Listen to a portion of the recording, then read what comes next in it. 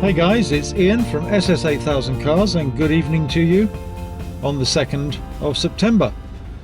Where am I going? Well, I'm going to the launch of the GTC4 Lusso, the Ferrari that replaced the FF.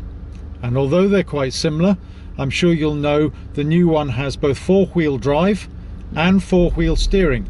And it's really quite exciting. I'm really looking forward to this. It's being held in Billingsgate, so I'm going to have to pass all the way through central London and out the other side practically over the Southwark Bridge, I think. Anyway, I'll come back to you a little bit later. Hopefully we'll get some good footage. It's slightly difficult to know because Ferrari do have rules and regs about taking photographs if you're not press at their launches, so we'll wait and see. But it's really going to be a fantastic evening. As you know, I owned an FF before the Speciale and I absolutely loved that car, so it's a serious evening for me. Really interested to see in some depth what the GTC4 Lusso is like. All right guys, well thanks for watching, and I'll catch up with you very soon. What a fantastic place.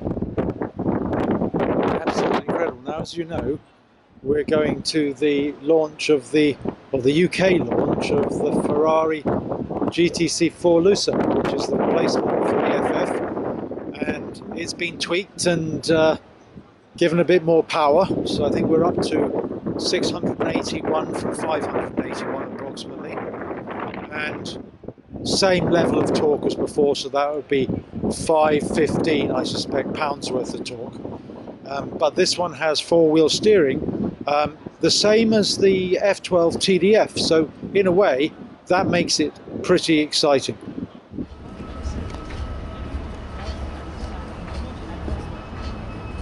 So I would guess old Billingsgate, since I seem to find other people in black ties, so it's not just me. But as you can see, you get a great view of the Tower of London Bridge, and I'll walk along in a second and I'll show you a bit more about Belfast, and then in the meantime you actually have the Shard. Spectacular. But it's just a hive of activity on both banks of the Thames.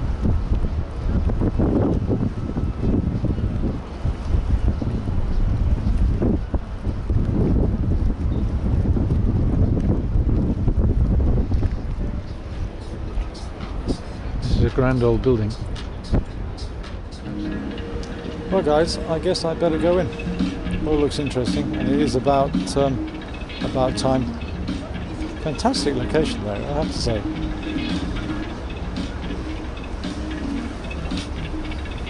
I wonder where the car's hidden. And with that thought, I shall leave you.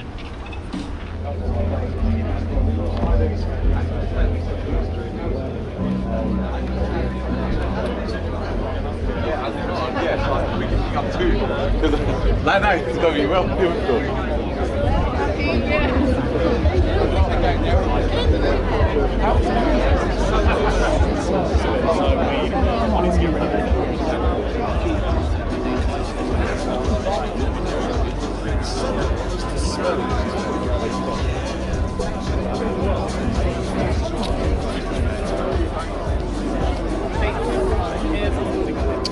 Starting to get quite busy. I think they're having 300 people. High grip surfaces, more agility. Respond to the throttling driver steering inputs. Red. Sport luxury.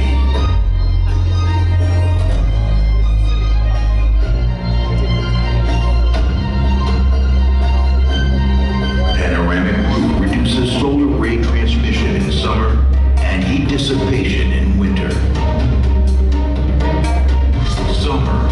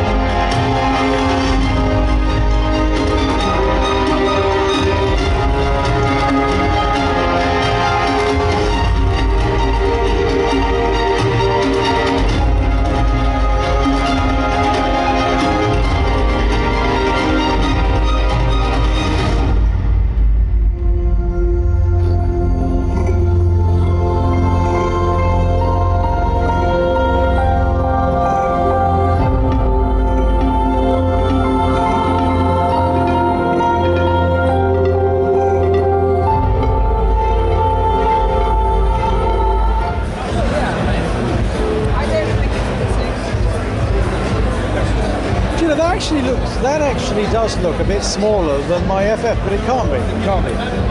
Maybe it's just this has been folded up into the... Yeah. I'll end up breaking it. So I don't think there's that much room in there.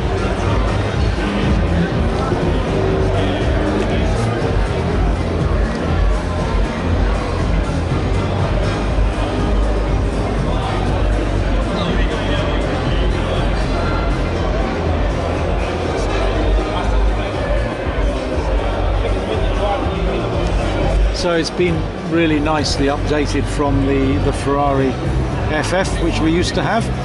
Got a completely new infotainment center in the middle, which is, I think, looks like it's about 11 inches across in terms of the size.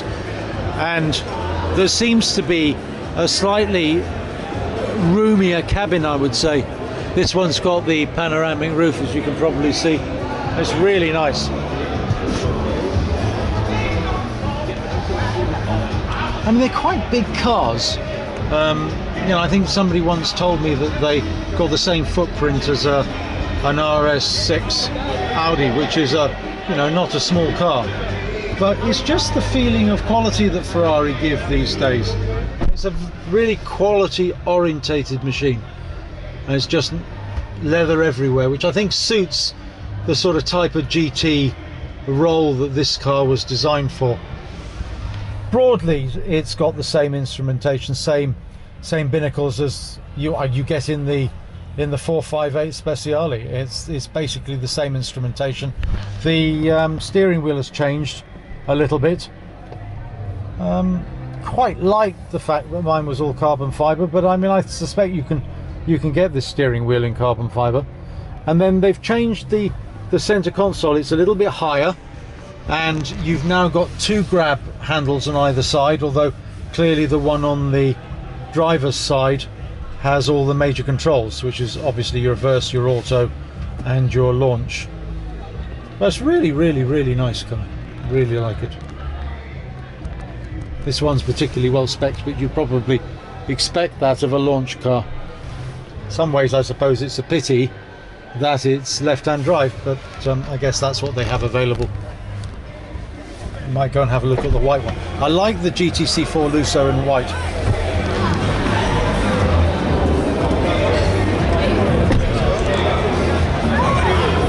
I think it looks particularly aggressive in white. Absolutely fantastic looking machine.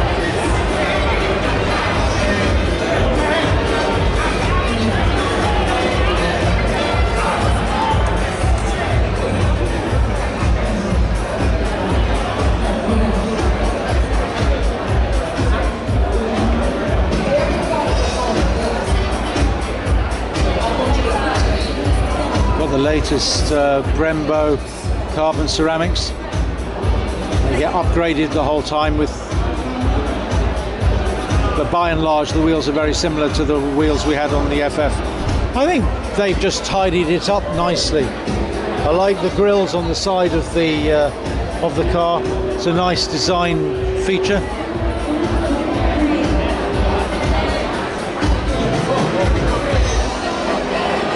The headlights have been updated as well. Actually, as has the whole of the front.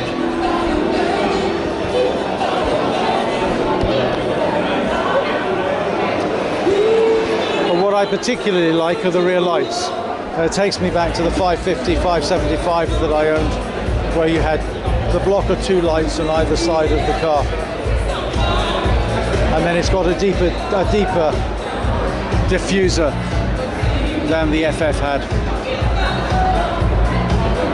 And I actually think, you know, this engine makes possibly the best sound of any engine currently produced.